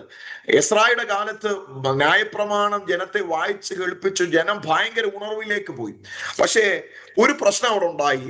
മതിൽ എന്ത് ചെയ്തിരിക്കുകയാണെന്ന് അറിയാമോ? മതില് ഇടിച്ചു പൊളിച്ചു കളഞ്ഞു. പക്ഷെ ഈ മതില് പണിയാൻ അവർക്ക് എന്ത് ചെയ്തില്ല? പറ്റിയില്ല. അതിനൊരു കാരണമുണ്ട്. മതില് പണിത് കഴിഞ്ഞാൽ ആ രാജ്യത്തെ നിയമ സംവിധാനങ്ങൾ ഇവർക്കെതിരെ ആകുമെന്നുള്ളൊരു ചിന്ത ഉള്ളത് കൊണ്ട് ഇവർ കുറച്ച് ഭയം കൊണ്ട് കുറച്ച് നാൾ ഇത് പണിയൊന്നും നടത്താതെ ഇട്ടിരുന്നു. അതുകൊണ്ട് എന്നാ ചെയ്തെന്ന് അറിയാമോ? ഈ മതില് പൊളിഞ്ഞു കിടന്നത് കൊണ്ട് പിന്നെയും ഇവർ ചില പ്രശ്നങ്ങൾ നേരിടേണ്ടതായി വന്നു. ഇന്ന് രാത്രി ശ്രദ്ധിക്കണം, നമ്മൾ അവിടെ നിന്നാണ് ദൂത് കേൾക്കാൻ പോകുന്നത്. ശരിക്കും പറഞ്ഞാൽ ദൈവം ആരാധന പുനഃസ്ഥാപിച്ചു, ആരാധനാലയം പണിതെങ്കിലും ആലയത്തിന് ചുറ്റുമുള്ള മതിൽ എന്ന് പറഞ്ഞ യെരൂശലേമിന്റെ മതിൽ എന്ത് ചെയ്തതെന്ന് അറിയാമോ? ശരിക്കും പറഞ്ഞ പൊളിഞ്ഞു കിടക്കുക. കരമുയർത്തി ദൈവത്തെ ഒന്ന് സ്തോത്രം ചെയ്യണേ. അന്നേരം എല്ലാം ഉണ്ടെങ്കിലും എന്താ സംഭവിച്ചതെന്ന് അറിയാമോ? എല്ലാം ഉണ്ടെങ്കിലും മതില് പൊളിഞ്ഞു കിടക്കുക. മതില് പൊളിഞ്ഞു കിടക്കുക. ഈ രാത്രി കർത്താവ് വളരെ ശക്തമായി പറയുന്നു, പൊളിഞ്ഞതിനെ ദൈവത്തിന് പണിയാൻ പദ്ധതിയുണ്ട്. Oh Jesus. ഹല്ലേലൂയ. എനിക്കറിയാം, വളരെ ശക്തമായി ദൂത് പറയുമ്പോൾ ആത്മാവിൽ ഇതിനെ സ്വീകരിക്കുന്ന ഒരു കൂട്ടം അവിടെ ഇരിപ്പുണ്ട്. ഞാൻ ആത്മനിറവോടെ വിളിച്ചു പറയട്ടെ, എന്റെ ദൈവം നിങ്ങളുടെ ജീവിതത്തിന്റെ മതിലുകളെ പണിയുന്ന രാത്രിയാണ്. കാരണം മതില് പൊളിഞ്ഞത് കൊണ്ടാണ് ശത്രു അകത്തേക്ക് കയറിയത്. നിങ്ങൾ മനസ്സിലാക്കണം, ആദ്യം ആരാധനാലയമല്ല അവർ ഇടിച്ചു കളഞ്ഞത്, ആദ്യം യെരൂശലേമിന്റെ മതിലുകളെയാണ് ഇടിച്ചു കളഞ്ഞത്. ഇന്ന് രാത്രി ഒരു കാര്യം ശ്രദ്ധിക്കണം, ഞാനും നിങ്ങളും ദൈവസന്നിധി നിൽക്കുമ്പോൾ ആദ്യം പണിയപ്പെടേണ്ടത് നമ്മുടെ മതിലുകളെയാണ്. ഞാൻ നേരത്തെ പറഞ്ഞു ആരാധന ആവശ്യമാണ്, പക്ഷെ ആരാധന വെളിപ്പെടുമ്പോൾ തന്നെ ഒരു മതില് നമുക്ക് ചുറ്റും പണിയേണ്ടത് ആവശ്യമാണ്. ഞാൻ വേഗത്തിൽ ആ വിഷയത്തിലേക്ക് ഒന്ന് വരാം, അന്നേരം കുറച്ചും കൂടെ ഗൗരവമായിട്ട് നിങ്ങൾക്ക് മനസ്സിലാകും. നിങ്ങൾ നെഹെമ്യാവിന്റെ പുസ്തകം 1-ാം അധ്യായം, നമ്മൾ വചനവും കൂടെ പഠിച്ചു മുന്നോട്ട് പോകണമല്ലോ. 1-ാം അധ്യായം അതിന്റെ 3-ാമത്തെ വാക്യം ഇങ്ങനെയാണ് പറയുന്നത്. വായിച്ച് നിങ്ങൾ ഒന്ന് എടുക്കണേ, ബൈബിളും കൂടെ തുറന്ന് എന്റെ കൂടെ. ദൂതും ആലോചനയും ദൈവിക വിടുതലിന്റെ ദൂതുകളൊക്കെ വരുമ്പോൾ നിങ്ങൾ സ്വീകരിച്ചു, പക്ഷെ ബൈബിളും കൂടെ നമുക്കൊന്ന് വേഗത്തിലൊന്ന് നോക്കി മുന്നോട്ട് പോകാം. ഓക്കെ, നിങ്ങൾ ഇനി 3-ാമത്തെ വാക്യം ഒന്ന് ശ്രദ്ധിക്കണം. അവിടെ എഴുതിയിരിക്കുന്നത്, അതിന് അവർ എന്നോട് പ്രവാസത്തിൽ നിന്ന് തെറ്റി ഒഴിഞ്ഞ് പോയ ശേഷിപ്പ് അവിടെ ആ സംസ്ഥാനത്ത് മഹാകഷ്ടത്തിലും അപമാനത്തിലും ഇരിക്കുന്നു. ഇനി ശ്രദ്ധിക്കണേ, യെരൂശലേമിന്റെ മതിൽ ഇടിഞ്ഞു, അതിന്റെ വാതിലുകൾ തീ വെച്ചും ചുട്ടുകിടക്കുന്നു എന്ന് പറഞ്ഞു. അന്നേരം ഇവരുടെ അവസ്ഥയൊന്ന് നോക്കിക്കാം, നിങ്ങൾ ശ്രദ്ധിച്ച് കേൾക്കണേ. ഞാൻ ആ ഭാഗം വിശദീകരിക്കാൻ പോകുക. ഇനി അവിടെ നിന്നാണ് നമ്മൾ ഈ മെസ്സേജ് കേൾക്കാൻ പോകുന്നത്. അതിനുശേഷം നമ്മൾ വായിച്ച മെയിൻ മെസ്സേജിലേക്ക് നമ്മൾ വരും. ഓക്കെ, നിങ്ങൾ ശ്രദ്ധിക്കുക. അന്നേരം 3-ാം വാക്യത്തിനകത്ത്, പ്രവാസത്തിൽ നിന്ന് തെറ്റി ഒഴിഞ്ഞ് പോയ ശേഷിപ്പ് അവിടെ ആ സംസ്ഥാനത്ത് മഹാകഷ്ടത്തിലും. അന്നേരം ഈ ജനം ഇപ്പോൾ എങ്ങനെയാ പോകുന്നത്? ഒന്ന് നോക്കിയിട്ട് പറഞ്ഞു, ഈ ജനം ഇപ്പോൾ എങ്ങനെയാ? മഹാകഷ്ടത്തിലും. അന്നേരം ഇവരെ എങ്ങനെയാ കാര്യങ്ങള്, ഇവരുടെ ജീവിതത്തിന്റെ അനുഭവം എന്ന് പറയുന്നത് മഹാകഷ്ടത്തിലാണ്. ആരാ? ദൈവത്തിന്റെ സ്വന്തം ജനമാണ്. ഇനി ഞാൻ അതിന്റെ മറുഭാഗം ഒന്ന് പറയാൻ പോകുകയാണ്. കഷ്ടത്തിൽ ആയെന്ന് പറയുമ്പോൾ നമുക്കതിനെ അങ്ങോട്ട് ആ രീതിയിൽ ഉൾക്കൊള്ളാൻ പറ്റത്തില്ല. ഞാൻ അത് വിശദീകരിക്കുമ്പോൾ മനസ്സിലാകും. നിങ്ങൾ പുതിയ നിയമത്തിലേക്ക് ഒന്ന് വന്നു കഴിഞ്ഞാൽ, പുതിയ നിയമത്തിൽ യേശു പറഞ്ഞൊരു വാക്യമുണ്ട്. ഞാൻ ആ വാക്യം എടുപ്പിക്കുന്നില്ലേ, നിങ്ങൾക്ക് അറിയാവുന്ന വാക്യം, നമുക്ക് എല്ലാവർക്കും അറിയാം. ലോകത്തിൽ നിങ്ങൾക്ക് എന്തുണ്ട്? എല്ലാവരും എന്ന് പറഞ്ഞാൽ, ലോകത്തിൽ നിങ്ങൾക്ക് എന്തുണ്ട്? കഷ്ടമുണ്ട്. എങ്കിലും എന്ത് ചെയ്യണം? ധൈര്യപ്പെടുവിൻ, ഞാൻ ലോകത്തെ എന്ത് ചെയ്തിരിക്കുക? ജയിച്ചിരിക്കാം. പക്ഷെ ഞാനൊരു കാര്യം, എന്നോട് പിണങ്ങരുത്. ഇന്ന് നമ്മുടെ കുറെ ആൾക്കാർ ഈ ഒരു കാര്യം വേറൊരു രീതിയിലാണ് പഠിപ്പിക്കുന്നത്. യേശു ക്രിസ്തുവിൽ വന്നാൽ പിന്നെ എന്തോ ഇല്ല, കഷ്ടതയില്ല എന്ന് പഠിപ്പിക്കുന്നുണ്ട്. ഞാൻ തുറന്ന മനസ്സോടെ പറയാം, നമ്മൾ ഒരിക്കലും അങ്ങനെ ചിന്തിക്കരുത്. അനേക കഷ്ടങ്ങളിലൂടെ ദൈവരാജ്യത്തിൽ കടക്കണമെന്നാണ് ദൈവത്തിന്റെ വചനം. ഒരാമേ പറയാമോ? നിങ്ങൾ എന്റെ വചനം ശരിക്കും നമ്മൾ അതിന്റെ അടിസ്ഥാനത്തിലേ നമ്മുടെ ശുശ്രൂഷ മുന്നോട്ട് കൊണ്ടുപോകാൻ പാടുള്ളൂ എന്ന് പറഞ്ഞു കഴിഞ്ഞാൽ, ഇത് നിങ്ങൾ തിരിച്ചറിയണം. അനേക കഷ്ടങ്ങളിലൂടെ. അന്നേരം നിങ്ങൾ ചോദിക്കുക, അതിന്റെ പശ്ചാത്തലം എന്തോ വാസന? അപ്പോസ്തല പ്രവൃത്തിയിൽ തന്റെ ജനം നേരിട്ട അതിക്രൂരമായ പീഡയുടെ കാര്യമാണ് അവിടെ പറയുന്നത്. അത് എനിക്ക് നന്നായിട്ട് അറിയാം. പക്ഷെ ദൈവവചനത്തിന്റെ ഒരു വ്യവസ്ഥയാണ്, അനേക കഷ്ടങ്ങളിലൂടെ ദൈവരാജ്യത്തിൽ കടക്കണം. അന്നേരം നമ്മൾ പറയും, കർത്താവേ ഈ കഷ്ടതയെല്ലാം അങ്ങ് മാറ്റണമേ. ഞാൻ പറയാം, ഇനി അതിന്റെ പ്രധാനപ്പെട്ട ചിന്തയിലേക്ക് നിങ്ങളെ കൊണ്ടുവരുമ്പോൾ നമുക്ക് മനസ്സിലാക്കാൻ കഴിയുന്ന ഒരു യാഥാർത്ഥ്യമുണ്ട്. അത് ഞാൻ പറയാം. വാസ്തവത്തിൽ ദൈവം അനുവദിക്കുന്ന കഷ്ടതകളുണ്ട്. അതിന്റെ തെളിവ് ഞാൻ വേഗത്തിൽ പറയാം. ഇയ്യോബിനെ നമ്മൾ ശരിക്കും ഒന്ന് പഠിച്ചു കഴിഞ്ഞാൽ, പഴയ നിയമ പുസ്തകത്തിലെ ഇയ്യോബ് എന്ന് പറയുന്ന ഒരു മനുഷ്യനെ നമുക്കറിയാം. നമ്മളെക്കാൾ നന്നായി ജീവിച്ച ഒരാളാണ്, ഭക്തനായിരുന്നു, ദൈവത്തിന്റെ ന്യായങ്ങളും കൽപ്പനകളും അനുസരിച്ച ഒരു മനുഷ്യനാ, തലമുറകളെ ഓർത്ത് കരഞ്ഞൊരു മനുഷ്യനാ, തലമുറകൾക്ക് വേണ്ടി യാഗം കഴിച്ചൊരു മനുഷ്യനാ, അല്ലെ, നീതിമാനായ ഇയ്യോബ്. പക്ഷെ ദൈവം തന്റെ ജീവിതത്തിൽ എന്തനുവദിച്ചു? നിങ്ങളൊന്ന് പറഞ്ഞേ, എന്തനുവദിച്ചു? ദൈവം അനുവദിച്ചു. എന്താ? കഷ്ടത അനുഭവിച്ചു. എന്തിനാ കർത്താവ് കഷ്ടത അനുവദിച്ചത്? ആ വ്യക്തിയെ തകർത്ത് കളയാനല്ല കർത്താവ് അങ്ങനെ കാര്യം ചെയ്തത്. ആ കഷ്ടതയിലൂടെ ദൈവത്തിന് ചിലത് തെളിയിക്കാനുണ്ടായിരുന്നു. ഒരു നല്ലൊരു ആമേൻ പറഞ്ഞ് ഇന്ന് രാത്രി അവിടെ ഇരുന്ന് ദൈവത്തിന്റെ വചനം കേൾക്കുന്ന ചിലരോട് കർത്താവ് പറയുക, എന്റെ ജീവിതത്തിൽ എന്താ ഈ കഷ്ടത? എന്തിനാണ്? എനിക്കെല്ലാം ഉണ്ടെങ്കിലും ഞാൻ എന്തിനാ ഇത് അനുഭവിക്കുന്നത്? എന്റെ പ്രിയ ദൈവമക്കളെ, ഇന്ന് രാത്രി ആ കഷ്ടത മാറാനായിട്ട് നമുക്ക് പ്രാർത്ഥിക്കേണ്ട. ആ കഷ്ടതയ്ക്കകത്ത് വെളിപ്പെടുന്ന ഒരു ദൈവമഹത്വമുണ്ട്. ഹല്ലേലൂയ. ഞാൻ അതിന്റെ തെളിവുകളെ പറയാം. ഇയ്യോബിന് സകലതും നഷ്ടപ്പെട്ടു, അല്ലെ? വീട്, തന്റെ എന്താ പറയുന്ന വരുമാന മാർഗം, തനിക്കുണ്ടായിരുന്ന സകല സമ്പത്തും, ഇനി എന്താ പറയുന്ന കുടുംബം പോലും നഷ്ടമാകുന്ന ഒരു സാഹചര്യം തന്റെ ജീവിതത്തിൽ ഉണ്ടായി. പക്ഷെ നിങ്ങൾ ശ്രദ്ധിച്ച് കേൾക്കണം, അതെല്ലാം ഇയ്യോബിന് നഷ്ടപ്പെടുമ്പോഴും ദൈവം അവന് കൊടുത്തത് എന്താണെന്നറിയാമോ? ഇരട്ടി പ്രതിഫലം ദൈവം കൊടുത്തു. ഹല്ലേലൂയ. ദൈവം ആരെന്ന് തെളിയിക്കാൻ വേണ്ടിയാണ് കഷ്ടത വരുന്നത്. ഒന്ന് പറയാമോ? ദൈവം ആര്? നമ്മളൊരു പ്രശ്നം വരുമ്പോൾ നമ്മൾ ആദ്യം പറയും, കർത്താവ് ഈ പ്രശ്നം വേഗത്തിൽ മാറട്ടെ. കുഴപ്പമൊന്നുമില്ല, മാറാൻ പ്രാർത്ഥിക്കുന്നതിന് ഒരു കുഴപ്പമില്ല. പക്ഷെ ആ പ്രശ്നത്തിന്റെ മീതെ ദൈവം ആരാണെന്ന് തെളിയിക്കും. ഇന്ന് രാത്രി ചിലരോട് കർത്താവ് വളരെ വ്യക്തമായി സംസാരിക്കുന്നു. എന്തിനാ ദൈവം ചിലത് അനുവദിച്ചത്? അതിന്റെ മീതെ ദൈവം ആരാന്ന് ദൈവത്തിന് തെളിയിക്കണം. വിശ്വസിക്കുന്നവരൊന്ന് സ്തോത്രം പറ. നിങ്ങളോടുള്ള ദൈവത്തിന്റെ ശബ്ദമാണ്, കർത്താവെ എല്ലാം എനിക്കുണ്ട്, പക്ഷെ ഞാൻ ഇപ്പോഴും അനുഭവിക്കുന്നു. എന്തിനാ? ദൈവം പ്രാർത്ഥിച്ചിട്ടും അത് മാറിയിട്ടില്ലല്ലോ. പക്ഷെ മാറിയില്ലേലും കുഴപ്പമില്ല, ദൈവത്തിന് ആ കഷ്ടതയിൽ അവൻ ആരാണെന്ന് തെളിയിക്കണം. ഹല്ലേലൂയ. എന്ന് പറഞ്ഞാൽ യോബിന്റെ പുസ്തകം ശരിക്കും നമ്മൾ പഠിച്ചു കഴിഞ്ഞാൽ സാത്താനല്ല അധികാരം, ദൈവത്തിനാണ് അധികാരമെന്ന് ദൈവം തെളിയിക്കുക. ഇന്ന് രാത്രി ഞാൻ ഒരു ദൂതും കൂടെ പറയാം. എന്റെ നിങ്ങളുടെയും ജീവിതത്തിൽ അധികാരം പിശാചിനല്ല, എന്റെ ദൈവത്തിനാണ്. ആമേൻ, ആമേൻ, ആമേൻ പറയാമോ? ഇന്ന് വേദനകളുമായി ഇതിനകത്തിരിക്കുന്നവരുണ്ട്. ഒത്തിരി നിരാശയോടെ ദൈവവചനം കേൾക്കുന്നവർ ഇതിനകത്തുണ്ട്. ഞാൻ പറയാം, എനിക്ക് നിങ്ങളെ ആരെയും അറിയത്തില്ല. പ്രിയ സണ്ണി പാസ്റ്റർ മീറ്റിങ്ങിനായി വിളിക്കും, ഡേറ്റ് തരും, ഞാൻ ഇതുപോലെ കടന്നു വന്ന് പ്രസംഗിക്കും. പക്ഷേ എന്നെ നിങ്ങളെ അറിയുന്ന കർത്താവ് ഇന്ന് രാത്രി പറയുന്നു, കഷ്ടതയിലും സന്തോഷിപ്പാൻ ഈ രാത്രി നമ്മുടെ മേലൊരു വലിയ കൃപ ദൈവം പകരാൻ പോകുകയാണ്. ഹല്ലേലൂയ. അതെന്തിനാ കഷ്ടത അനുവദിച്ചത്? ഇനി വേഗത്തിൽ ഒരു വാക്യം കൂടെ ഒന്ന് പറ. ഞാൻ വാക്യങ്ങളൊന്നും എടുക്കുന്നില്ല. ഞാൻ കഷ്ടത്തിലായത് നന്നായി. എന്തുകൊണ്ടാ? അത് നിന്റെ ചട്ടങ്ങൾ പഠിപ്പാൻ എനിക്ക് കാരണമായി. ദൈവമക്കളെ, ചില സാഹചര്യങ്ങൾ എന്തിനാ ദൈവം, sometimes God allow certain situations. എന്തിനു വേണ്ടിയാ? ടു നോ നമ്മുടെ ദൈവം ആരാന്ന് അറിയാനായിട്ടാണ്. ആ ദൈവത്തിന്റെ കൽപ്പനകൾ പഠിക്കാൻ വേണ്ടിയാ. നമ്മൾ പറയും, പ്രത്യേകിച്ച് ഞാൻ ഇന്നത്തെ ഒരു ട്രെൻഡ് പറയും, ഇപ്പൊ നമുക്ക് വിളിക്കാൻ ഒത്തിരി ദൈവദാസന്മാരുണ്ട്. നമ്മുടെ ഒരു രീതി എന്ന് പറയുന്നത്, ഒരു പ്രശ്നം ഉണ്ടായാൽ നമ്മൾ ആദ്യം നമ്മുടെ പാസ്റ്ററെ വിളിക്കും. ഒരു കുഴപ്പമില്ല, അദ്ദേഹത്തെ വിളിക്കണം. അതിനുശേഷം നമ്മൾ പ്രാർത്ഥിക്കുന്ന ചിലരൊക്കെ നമ്മുടെ കൂടെ കാണും, അവരെല്ലാം നമ്മൾ വിളിക്കും. ഇനിയും ചിലരുണ്ട്, പാസ്റ്റർമാരുടെ നമ്പർ എടുത്ത് ഇങ്ങനെ വെച്ചിട്ടുണ്ട്. എന്തെങ്കിലും ഒരു വിഷയം വന്നാൽ, പാസ്റ്ററെ ഇങ്ങനെ ഒരു വിഷയമുണ്ട്, പ്രാർത്ഥിക്കും. അതിനൊന്നും ഒരു കുഴപ്പമില്ല.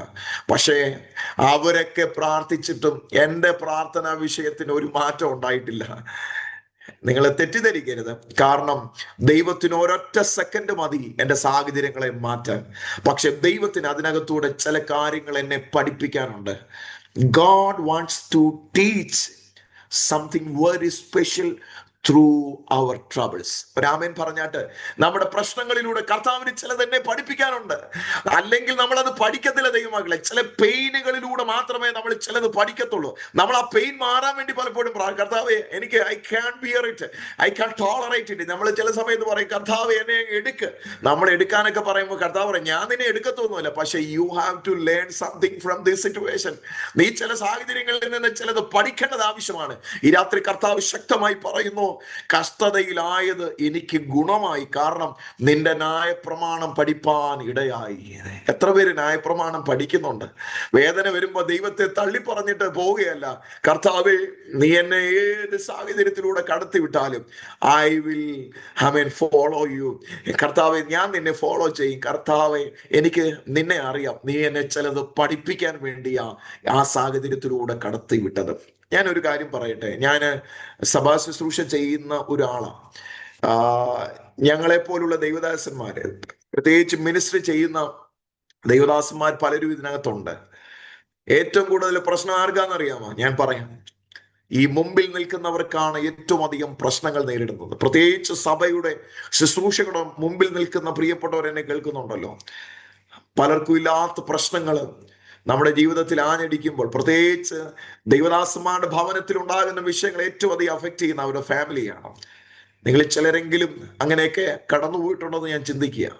പക്ഷെ ഞാൻ ഒരു കാര്യം പറയാം, ചില സമയത്ത് ഞാൻ ദൈവത്തോട് ചോദിച്ചിട്ടുണ്ട്, കർത്താവേ എന്താ ഇത്?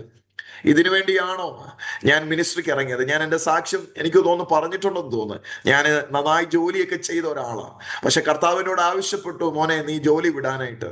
ആ ജോലി വിട്ട് കർത്താവിന്റെ വേലയ്ക്ക് ഇറങ്ങുമ്പോൾ, ഞാൻ ഈ മിനിസ്ട്രിയിലോട്ട് ഇറങ്ങുമ്പോൾ കാണുന്നത് മുഴുവനും നെഗറ്റീവായ കാര്യങ്ങളാണ്.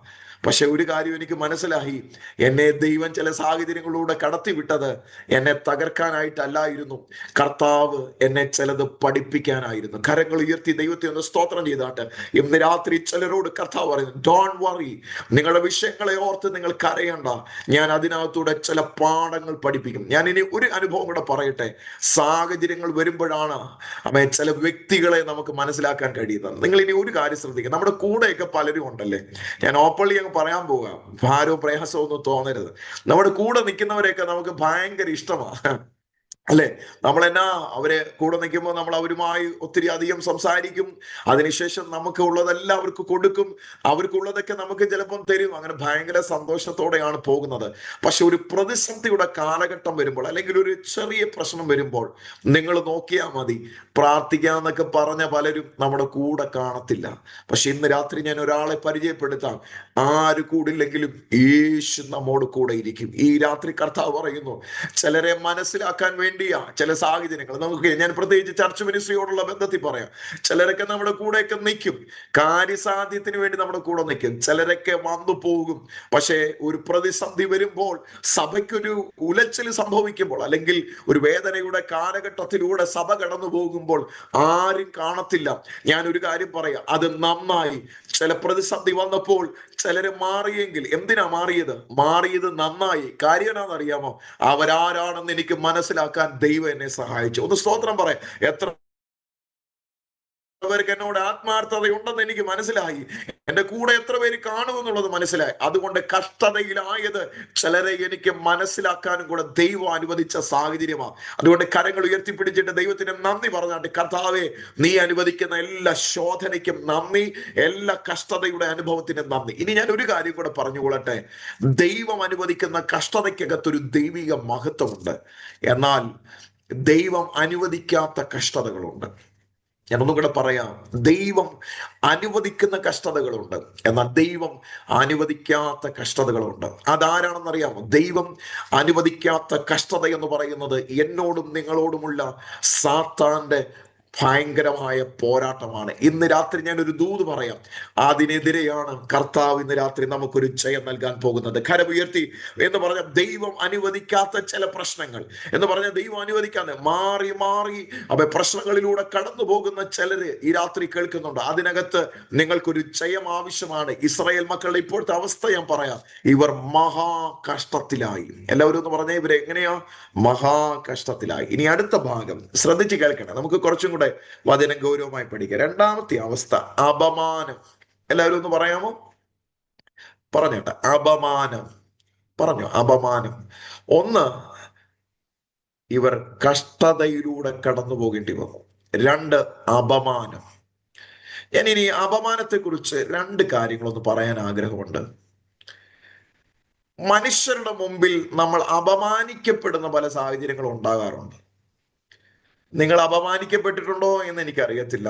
എൻ്റെ ജീവിത സാഹചര്യങ്ങളിൽ ഞാൻ അപമാനിക്കപ്പെട്ടിട്ടുണ്ട്. ഞാൻ എൻ്റെ ഒരു അനുഭവം പറയാം. നിങ്ങൾ ഈ അനുഭവം പറയുമ്പോൾ മറ്റ് രീതിയിൽ എടുക്കരുത്. ഞാൻ ഈ ശുശ്രൂഷയോടുള്ള ബന്ധത്തിൽ മാത്രം പറയുകയാണ്. എൻ്റെ ഫാദറും മദറും എൻ്റെ ചെറിയ പ്രായത്തിൽ തന്നെ മരിച്ചുപോയെന്ന് പറഞ്ഞാൽ, കുഞ്ഞിലെ തന്നെ എൻ്റെ മാതാപിതാക്കൾ എനിക്ക് നഷ്ടപ്പെട്ടു. എൻ്റെ 13ാമത്തെ വയസ്സിൽ എൻ്റെ അമ്മയും എൻ്റെ 15ാമത്തെ വയസ്സിൽ എൻ്റെ പപ്പായും ഈ ലോകത്തിൽ നിന്ന് മാറ്റപ്പെട്ടു. അന്നേരം ചെറിയ പ്രായത്തിൽ തന്നെ മാതാപിതാക്കളെ നഷ്ടപ്പെടുന്ന ഒരു സാഹചര്യം എൻ്റെ ജീവിതത്തിൽ ഉണ്ടായി.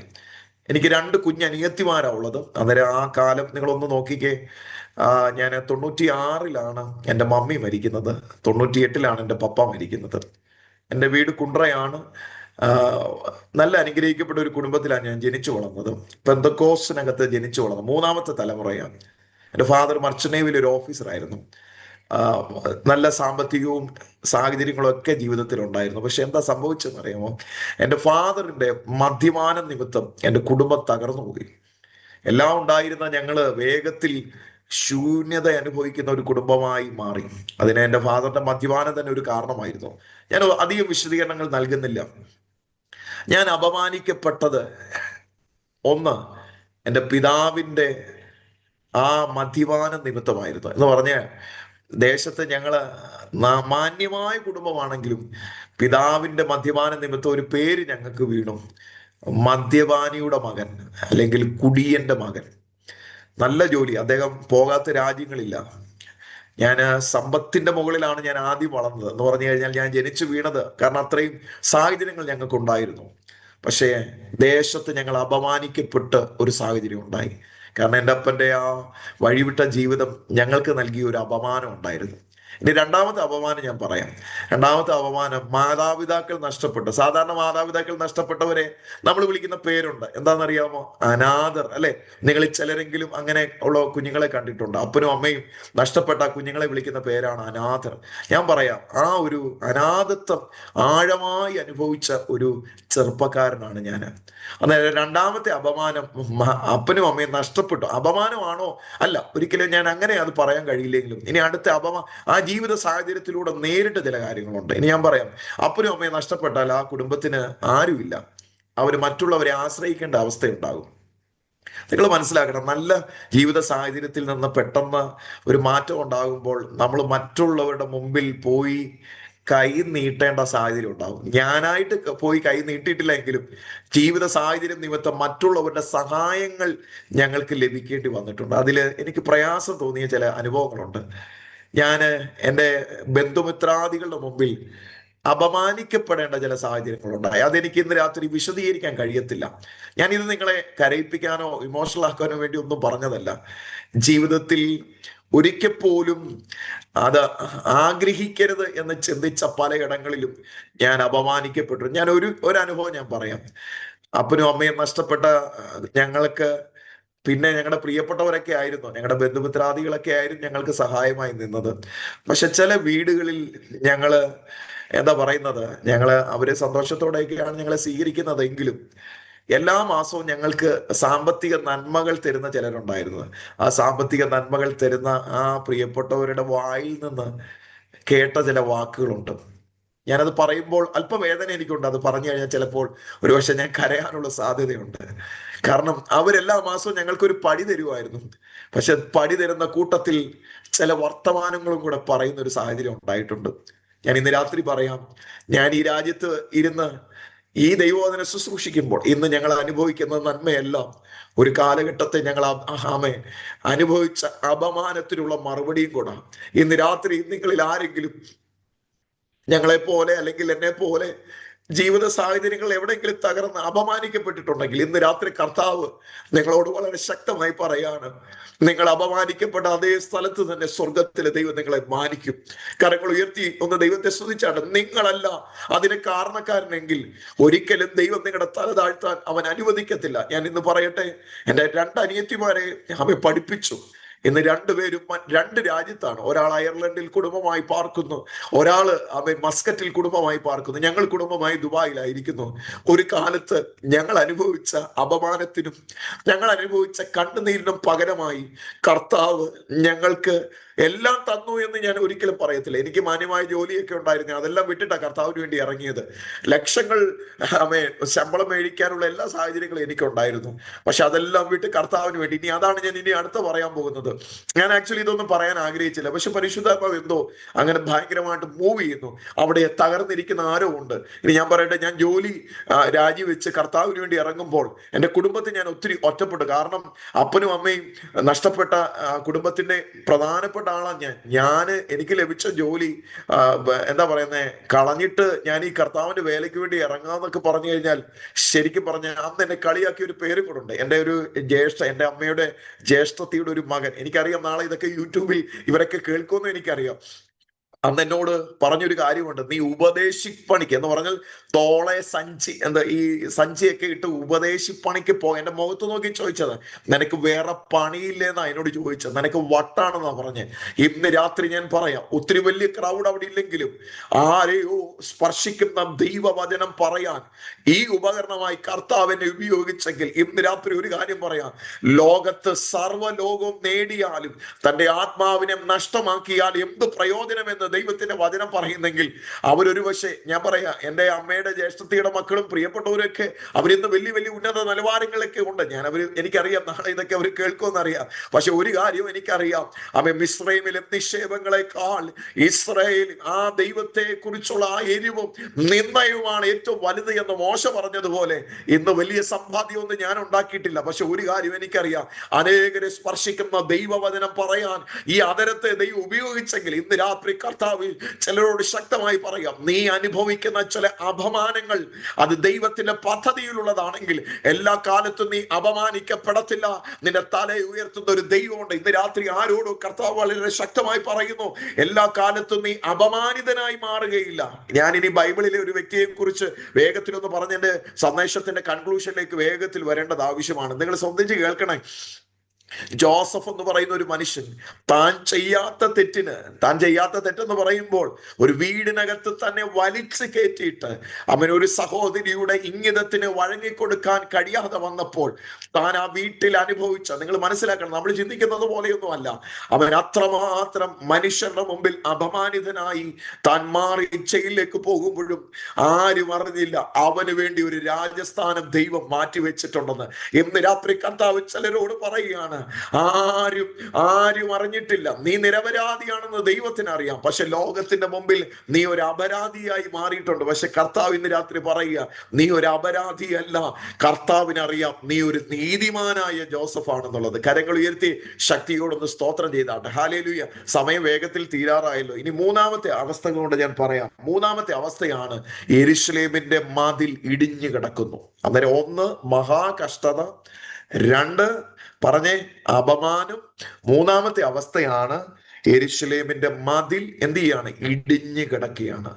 നോക്കിക്കേ, ഞാൻ ആദ്യം പറഞ്ഞൊരു കാര്യം, മതിൽ ഇടിഞ്ഞു പോയാൽ ശത്രു വേഗത്തിൽ അകത്ത് കയറും. ഈ രാത്രി വചനം കേൾക്കുന്ന എല്ലാവരോടും ഞാൻ ഒരു ദൂതായി പറയുക, ഈ ദിവസങ്ങളിൽ നമ്മുടെ മതിലുകളെ പണിയണം. നമ്മൾ ആ സന്ദേശത്തിലേക്ക് വേഗത്തിൽ വരിക. അന്നേരം മൂന്നാമത് ഇവരുടെ സംരക്ഷണം മുഴുവനും പൊളിഞ്ഞുപോയി. ഹല്ലേലൂയ. എന്നെ കേൾക്കുന്ന പ്രിയപ്പെട്ടവരെ, നമുക്ക് ഉള്ളതെല്ലാം സുരക്ഷിതമാകണമെങ്കിൽ ഒരു മതില് നമ്മുടെ ചുറ്റും ഉണ്ടായിരിക്കണം. ഒരു നല്ലൊരു ആമേൻ പറഞ്ഞേ.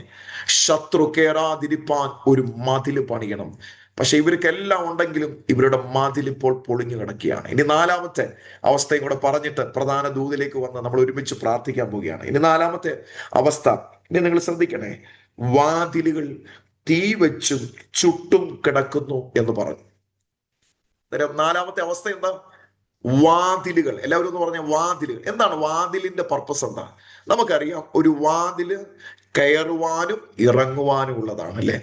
ഇപ്പോൾ കയറാനും പറ്റത്തില്ല, ഇറങ്ങാനും പറ്റത്തില്ല. മൊത്തത്തിൽ വാതിൽ മുഴുവൻ എന്ത് ചെയ്യുക, ഇടിച്ചു കളഞ്ഞു. അവിടെ ആ വാതിലുകൾക്കകത്തുള്ള അനുഭവം എന്ന് പറയുന്നത് തീ വെച്ചും ചുട്ടും കിടക്കുകയാണ്. ഒരുത്തനകത്തോട്ട് കയറാനും കഴിയത്തില്ല, ഒരുത്തന് അതിനകത്തൂടെ വെളിയിലേക്ക് ഇറങ്ങാനും കഴിയത്തില്ല. എന്ന് പറഞ്ഞാൽ അകത്തോട്ടും പോകാൻ പറ്റുന്നില്ല, വെളിയിലോട്ടും പോകാൻ കഴിയുന്നില്ല. ഇന്ന് രാത്രി ഈ വചനം പറയുമ്പോൾ പരിശുദ്ധാത്മാവ് ഓരോരുത്തരോടും സംസാരിച്ചുകൊണ്ടിരിക്കുക.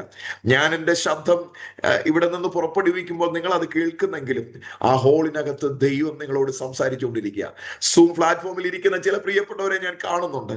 ഈ രാത്രി കർത്താവ് പറയുന്നു, നിന്റെ വാതിലുകൾ ഇപ്പോൾ കിടക്കുന്നത്. ഒരാൾക്ക് അകത്തോട്ട് കയറാൻ കഴിയുന്നില്ല. ഞാൻ അതിന്റെ ആത്മീയ അർത്ഥം കൂടെ, ഒരു വ്യക്തിക്ക് എന്നിലേക്ക് കയറാനോ എന്നിലുള്ളത് പുറത്തേക്ക് പോകാനോ കഴിയാത്ത രീതിയിൽ എവിടെയോ അടഞ്ഞു കിടക്കുക. അതുകൊണ്ടാണ് സങ്കീർത്തനക്കാരൻ പറയുന്നത്, വാതിലുകളെ, നിങ്ങളുടെ തലകളെ ഉയർത്തുവിൻ, പണ്ടയുള്ള കഥകളെ ഉയർന്നിരിപ്പിൻ, മഹത്വത്തിന്റെ രാജാവ് പ്രവേശിക്കട്ടെ. യേശു പറഞ്ഞു, ഞാൻ വാതിലാകുന്നു. കരങ്ങൾ ഉയർത്തിപ്പിടിച്ച് ദൈവത്തെ ഒന്ന് സ്തോത്രം ചെയ്താട്ടെ. വാക്യങ്ങൾ എടുത്ത് ഞാൻ വായിപ്പിക്കുന്നില്ല. ഞാൻ വാതിലാകുന്നു, ഞാൻ വാതിലാകുന്നു. ഈ രാത്രി കർത്താവ് ചിലരോട് പറയാ, ഇനിയും നീ അകത്ത് കടക്കത്തില്ല, നീ പുറത്തേക്ക് പോകാൻ നിന്റെ വാതിലുകളെ ദൈവം ഇന്ന് രാത്രി പണിയാൻ പോകുക. ഇനി ആരും നിന്റെ ഭവനത്തിലേക്ക് കയറി വരാതിരിക്കത്തില്ല. ദൈവം നിന്റെ വാതിലുകളെ തുറന്നിടാൻ പോവുകയാണ്. എന്തിനാ? ഇനിയും അനേകരും മേച്ചിൽ പുറത്ത് ഇനിയും ഉണ്ട്. ചില ആടുകളും കൂടെ ഈ തൊഴുത്തിലേക്ക് കയറാനുണ്ട്. ഇന്ന് രാത്രി റിജോയ്സ് മിനിസ്ട്രീസിനോട് ഞാൻ പലപ്പോഴും വരുമ്പോൾ പ്രവചനാത്മാവിൽ പറഞ്ഞ ചില ദൂതുകൾ ഞാൻ ഇപ്പോഴും ഓർക്കുന്നുണ്ട്. ദൈവം ആ രാജ്യത്ത് ഈ സഭയെ നിർത്തിയത് ചിലരും കൂടെ ഉണ്ട് കേട്ടോ. കർത്താവിന്റെ ദാസനെ ചിലരും കൂടെ ഉണ്ട്. ആമേൻ. വാതിലുകളെ കർത്താവ് തുറക്കാൻ പോവുക. വിശ്വസിക്കുന്നവരൊന്ന് സ്തോത്രം ചെയ്താട്ട്. ആമേൻ. വെളിപ്പാട് പുസ്തകത്തിലേക്ക് വരുമ്പോൾ ദാവീദ് ഗൃഹത്തിന്റെ താക്കോലുള്ളവൻ. അതെ, വചനം പറയുന്നത് ഇങ്ങനെയാണ്, നീ അടച്ചാൽ അതിനെ ആർക്കും തുറക്കാൻ കഴിയത്തില്ല, എന്നാൽ നീ തുറന്നാൽ അതിനെ ആർക്കും അടയ്ക്കാൻ കഴിയത്തില്ല. ഈ രാത്രി ദൈവം ആർക്കോ വേണ്ടി വാതിലുകൾ തുറക്കാൻ പോകുക. വിശ്വസിച്ചാട്ട് ആമേ. ആരാധനയ്ക്ക് വന്നിരുന്ന് നിരാശയോടെ എഴുന്നേറ്റ് പോകരുത് ദൈവമക്കളെ. എനിക്ക് അവിടെ നിന്ന് പ്രസംഗിക്കാൻ കഴിയുന്നില്ലെങ്കിലും ഒരു കാര്യം എനിക്ക് അറിയാം കേട്ടോ. ഇന്ന് രാത്രി എന്റെ സാന്നിധ്യം, എന്റെ ഫിസിക്കലായിട്ടുള്ള ബോഡി അവിടെ ഇല്ലെങ്കിലും അമിസ്വത്ര എന്റെ ശരീരം അവിടെ നിന്നുകൊണ്ടല്ല പ്രസംഗിക്കുന്നത്. ഒരു മാധ്യമത്തിലൂടെ മാത്രം നിങ്ങൾ എന്റെ മുഖം കണ്ട് ഈ ഒരു ശബ്ദം മാത്രം കേൾക്കുമ്പോൾ ഈ രാത്രി എന്നെ നിങ്ങൾ മറന്നേരെ. കർത്താവ് വളരെ ശക്തമായി ഇടപെടുകയാണ്. ഈ ദൈവം നിങ്ങളുടെ മുമ്പിൽ വാതിലുകളെ തുറക്കാൻ പോകുക. ചുട്ട് നശിപ്പിച്ച വാതിലുകളെ ദൈവം പണിയാനായി പോകുന്ന രാത്രിയാണ്. ഇനി നിങ്ങൾ ശ്രദ്ധിച്ചേ, ഇങ്ങനെ ഒരു കാലഘട്ടത്തിലൂടെ ഇസ്രായേൽ ജനം കടന്നുപോയപ്പോൾ, ദൈവത്തിന്റെ സ്വന്തം ജനം യഹൂദ കടന്നുപോയപ്പോൾ, ഇനി അടുത്ത വാക്യമാണ്, ഈ വർത്തമാനം കേട്ടപ്പോൾ ഞാൻ ഇരുന്ന് കരഞ്ഞു. നെഹമ്യാവ് ആരാന്നറിയാമോ? കരഞ്ഞു. സ്തോത്രം. കുറെ നാൾ ദുഃഖിച്ചും ഉപവസിച്ചും കൊണ്ട് സ്വർഗത്തിലെ ദൈവത്തോട് ഞാൻ പ്രാർത്ഥിച്ചു. ബാക്കി ഞാൻ വിശദീകരിക്കുന്നില്ല. എന്നിട്ട് പറയുകയാണ്, ഇനി നിങ്ങൾ 2-ാം അധ്യായത്തിലേക്ക് വരുമ്പോൾ ഒരു പണി ദൈവം അവിടെ ആരംഭിക്കാൻ പോവുകയാണ്. അവിടെയാണ് നമ്മുടെ ദൂതിന്റെ അവസാനം, കൺക്ലൂഷൻ പറയാൻ പോവുകയാണ്. നിങ്ങൾ എല്ലാവരും വേറെ ഒന്നും ഇനി നമ്മൾ ഒത്തിരി ഇന്റർപ്രിട്ടേഷൻ ഒന്നും വേണ്ട. ഇവിടെ നെഹമ്യാവ് പണിയാൻ തുടങ്ങിയപ്പോൾ ചില എതിർപ്പുകൾ അവിടെ ഉണ്ടായി. പക്ഷെ നെഹമ്യാവ് വിശ്വാസത്തോടെ പറയണം. അതാണ് നമ്മുടെ പ്രധാനപ്പെട്ട ചിന്ത. ആ വാക്യം ഇങ്ങനെയാണ്, സ്വർഗത്തിലെ ദൈവം. എല്ലാവരും പറഞ്ഞേ, ഞങ്ങളുടെ ദൈവം ആരാ? സ്വർഗത്തിലെ ദൈവം. എല്ലാവരും ഒന്ന് പറയാം, സ്വർഗത്തിലെ ദൈവം. അത് ചുമ്മാതെ പറഞ്ഞല്ല കേട്ടോ, ചുമ്മാതെ പറഞ്ഞല്ല. യേശു പ്രാർത്ഥന പഠിപ്പിച്ചപ്പോ സ്വർഗസ്ഥനായ ഞങ്ങളുടെ പിതാവ്, അതിനൊരു അർത്ഥമുണ്ട്. നമ്മുടെ നോട്ടം ഈ ഭൂമിയിലേക്കല്ല, ഉയരത്തിലേക്കാണ് എൻ്റെ നോട്ടം. ഈ രാത്രി ഈ വചനം കേട്ടുകൊണ്ടിരിക്കുമ്പോൾ നമുക്കൊരുത്തനുണ്ട് കേട്ടോ. Hallelujah, hallelujah. നമ്മളൊക്കെ ആയിരിക്കുന്ന രാജ്യത്തെ ഭരണാധികാരികളെ കാണാൻ പോലും അവസരം നമുക്കില്ല. ആ രാജാവിന് ഇത്രമാത്രം അധികാരം ഉണ്ടെങ്കിൽ ഞാൻ പറയാം, സകലത്തിന്റെ മീതെ ഉന്നതനായിരിക്കുന്ന സർവശക്തനായ ദൈവം ഇന്ന് രാത്രി നമുക്ക് വേണ്ടി ഉണ്ട് കേട്ടോ. സ്വർഗത്തിലെ ഒരു ദൈവം. എല്ലാവരും പറഞ്ഞ സ്വർഗത്തിൽ, സ്വർഗത്തിലെ ദൈവം. എല്ലാവരും പറഞ്ഞ സ്വർഗത്തിലെ ദൈവം. Hallelujah. The God of heaven, the God of heaven. സ്വർഗത്തിലെ ദൈവം. ഈ രാത്രി എന്താ അങ്ങനെ പറയാൻ കാരണം? സ്വർഗത്തിലെ, ഭൂമിയിലെ ദൈവം എന്ന് പറയാൻ, അത് ഞാൻ പറയാം, ആ ദൈവം തന്നെയാണ് സ്വർഗത്തിലെ ദൈവം എന്ന് പറയുമ്പോൾ. ഞാനും നിങ്ങൾ ചിന്തിക്കുന്ന ഒരു സ്വർഗം എന്ന് പറയുന്നത് ഏതാണ്ട് ഒരു ചെറിയ സംവിധാനമാണെന്ന് അല്ലല്ല.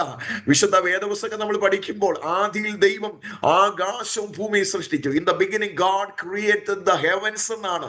നമ്മൾ ചിന്തിക്കുന്ന ഏതെങ്കിലും ഒരു ചെറിയ സംവിധാനത്തിനകത്ത് ഇരിക്കുന്ന ദൈവമല്ല, അഖിലാണ്ടത്തെ മുഴുവനും ഉണ്ടാക്കിയ ആ നമുക്കൊന്ന് കാണാനോ എന്ന് പറഞ്ഞാൽ നമുക്കൊന്ന് നമ്മുടെ ബുദ്ധി കൊണ്ട് അളക്കാൻ കഴിയാത്ത ആ സ്ഥലത്തിരിക്കുന്നവനാണ് നമ്മുടെ ദൈവം എന്ന് പറയുന്നത്. ഹല്ലേലൂയ.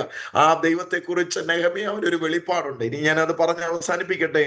ഞങ്ങൾക്ക് കാര്യം സാധിപ്പിക്കും. എല്ലാവരും ഈ വാക്യം ഒന്ന് പ്രോമിസ് ആയിട്ടൊന്ന് പറയാമോ? ഇത് പറയാനാ കർത്താവ് ഈ രാത്രി എന്നെ ഇവിടെ കൊണ്ടുവന്നത്. The God of heaven will give us success. മലയാളത്തിൽ എഴുതിയിരിക്കുന്നത് ഞങ്ങൾക്ക് കാര്യം സാധിപ്പിക്കും. ഒന്ന് പറഞ്ഞാട്ട്, കാര്യം സാധിപ്പിക്കും. സ്വർഗത്തിലെ ദൈവം എനിക്ക് വേണ്ടി കാര്യം സാധിപ്പിക്കും. ഇനി എന്നിട്ട് പറയുകയാണ്, അവന്റെ ദാസന്മാരായ ഞങ്ങൾ എഴുന്നേറ്റ് പണിയും. Therefore we his servants will arise and build. ദൈവമക്കളെ ഒന്ന് എന്നെ നോക്കി കേട്ടോ. ഇനി തുടർന്ന് നിങ്ങൾ ആരാധനയിലേക്കും സാക്ഷിയൊക്കെ പറയാനായിട്ട് ആ സമയം നിങ്ങൾ എടുക്കുമെന്നറിയാം. ഇന്ന് രാത്രി എഴുന്നേൽക്കാൻ ഒന്ന് എഴുന്നേക്കാമോ? നമ്മളൊക്കെ ക്ഷീണിച്ചും മനസ്സൊക്കെ ചില സമയത്ത് തളർന്നു പോകും. ഒരു കുഴപ്പമില്ല. പക്ഷെ ഇന്ന് രാത്രി കർത്താവ് പറയാണ്, എഴുന്നേൽക്കുക, ഒരു പണി നമ്മുടെ മുമ്പിലുണ്ട്. അവൻ നമ്മോട് കൂടെ ഇരുന്ന് ആ പണിയെ പൂർത്തീകരിക്കാൻ പോവുകയാണ്. എത്ര പേർക്ക് സന്തോഷമുണ്ട് ദൈവമക്കളെ? കർത്താവ് എനിക്ക് വേണ്ടി കാര്യം സാധിപ്പിക്കുമെങ്കിൽ പിന്നെ എന്തിനാ ഞാൻ പറയാകുന്നത്? ആ കുഞ്ഞിനെ ഓർത്തൊന്നും വിഷമിക്കണ്ട, ആ തലമുറയെ ഓർത്തൊന്നും വിഷമിക്കണ്ട, ആ ബിസിനസ്സിനെ ഓർത്തൊന്നും വിഷമിക്കണ്ട. എന്തിനാ? ആ ദൈവം എൻ്റെ ഉടയവനാണ്, എൻ്റെ അപ്പനാണ്. ഞാൻ എൻ്റെ അനുഭവമൊക്കെ ഞാൻ പറഞ്ഞില്ലേ, ഞാൻ ആക്ച്വലി അങ്ങനെ പറയാൻ ആഗ്രഹിച്ചതൊന്നുമല്ല ദൈവമക്കളെ. ഇന്ന് രാത്രി കർത്താവ് ചില കഷ്ടതയിലൂടെ കടന്നു പോകുന്നവരോട് ദൈവം സംസാരിക്കുക. കർത്താവ് എനിക്ക് തന്ന മിനിസ്ട്രി അതും കൂടെ ആണെന്ന് ഞാൻ മനസ്സിലാക്കുന്നത്. എനിക്ക് ഈ പ്രയാസങ്ങളിലൂടെ കടന്നു പോകുന്നവരെയൊക്കെ ആശ്വസിപ്പിക്കുന്ന ഒരു ശുശ്രൂഷയും കൂടെ കർത്താവ് തന്നിട്ടുണ്ട്. ഈ രാത്രി ദൈവം നിങ്ങളെ ആശ്വസിപ്പിക്കുകയാണ്. 4 അവസ്ഥയാണ്. 1 കഷ്ടത, 2 അപമാനം, 3 മതിലുകൾ ഇടിഞ്ഞു കിടക്കുക, 4 സ്തോത്രം ആ വാതിലുകൾ മുഴുവനും തീ വെച്ച് കിടക്കുക. അതിന്റെ നടുവിൽ നെഹമ്യാവ് പറയാണ്, യഹോവ ഞങ്ങൾക്ക് വേണ്ടി കാര്യം സാധിപ്പിക്കും. ഈ പ്രോമിസ് വേർഡിനായിട്ടൊന്ന് സ്തോത്രം പറയാമോ? നിങ്ങൾ എഴുതി വെച്ച് നിങ്ങൾ പ്രാർത്ഥിച്ചു, നിങ്ങൾ പോകുന്നിടത്തല്ല, യഹോവ എനിക്ക് വേണ്ടി കാര്യം സാധിപ്പിക്കും. എത്ര പേർക്ക് വിശ്വാസമുണ്ട്? വിശ്വസിക്കാൻ പറ്റുമോ കർത്താവ് എനിക്ക് വേണ്ടി സാധിപ്പിക്കുന്നത്? അങ്ങനെയാണെങ്കിൽ കണ്ണുകളെ ഒന്ന് അടച്ചാട്ടെ, നമുക്ക് പ്രാർത്ഥിക്കാം. സ്തോത്രം. ഹല്ലേലൂയ. ഞാൻ അധികം സമയം എടുത്തോന്ന് എനിക്കറിയത്തില്ല. 1 മണിക്കൂർ എന്ന് പറഞ്ഞു. ഓക്കെ, ഞാൻ വേഗത്തിൽ അവസാനിപ്പിക്കാം. ഒന്ന് പ്രാർത്ഥിച്ചേ. കർത്താവ് നിങ്ങളോട് സംസാരിച്ചു എന്നെങ്കിൽ ഈ രാത്രി ദൈവം നമ്മുടെ മധ്യമുണ്ട്, ആ ഹോളിൽ കർത്താവുണ്ട്. നിങ്ങൾ ഇനി സന്തോഷത്തോടെ കർത്താവ് റിജോയ്സ് ചെയ്താട്ടെ. നമ്മുടെ ചർച്ചിന്റെ പേര് റിജോയ്സ്. കർത്താവിലൊന്ന് സന്തോഷിച്ചാട്ടെ. കർത്താവ് നമ്മളെ കൈവിടത്തില്ല, അവൻ കാര്യം സാധിപ്പിക്കും. വിശ്വാസമുള്ളവരൊന്ന് ദൈവത്തെ സ്തുതിച്ചാണ്. കർത്താവ് കാര്യം സാധിപ്പിക്കും. ഞങ്ങൾ ഇന്ന് രാത്രി എഴുന്നേൽക്കാൻ പോവുക. ഞങ്ങളുടെ കുടുംബങ്ങൾക്ക് വേണ്ടി ഞാൻ എഴുന്നേൽക്കാൻ പോകുന്ന രാത്രി ഒന്ന് സമർപ്പിക്കാമോ? ഞാൻ ഒരു വാക്കൊന്ന് പ്രാർത്ഥിച്ചോട്ടെ. കണ്ണുകളെ നടച്ചാട്ടെ. ഹല്ലേലൂയ. പരിശുദ്ധനായ ദൈവമേ, ഞങ്ങളുടെ സ്വർഗീയ നല്ല പിതാവേ, കർത്താവിന്റെ ദാസൻ പ്രിയ സണ്ണി പാസ്റ്റർക്കായി സ്തോത്രം. അവിടെയുള്ള തന്റെ ജനത്തിനായി സ്തോത്രം. പ്രത്യേകിച്ച് റിജോയ്സ് മിനിസ്ട്രിക്കായിട്ട് സ്തോത്രം. അടിയനിങ്ങനെ ഒരു അവസരം കൂടെ തന്നല്ലോ അപ്പാ. ഈ രാത്രി അങ്ങയുടെ ജനത്തിനു വേണ്ടി അടിയൻ പ്രാർത്ഥിക്കുകയാണ്. ഞങ്ങൾ കേട്ടതുപോലെ സ്വർഗത്തിലെ ദൈവം ഞങ്ങൾക്ക് വേണ്ടി കാര്യം സാധിപ്പിക്കും. ആ ദൂതിനായി ഞങ്ങൾ സ്തോത്രം പറയുന്നു. അങ്ങയുടെ ദാസന്മാരായി ഞങ്ങൾ എഴുന്നേറ്റ് പണിയും.